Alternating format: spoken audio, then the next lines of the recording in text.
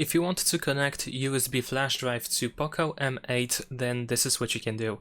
So if you have USB-C flash drive, you can just simply connect it to the USB-C port that you have at the bottom of the screen. That is also used, for example, for charging the phone or transferring files.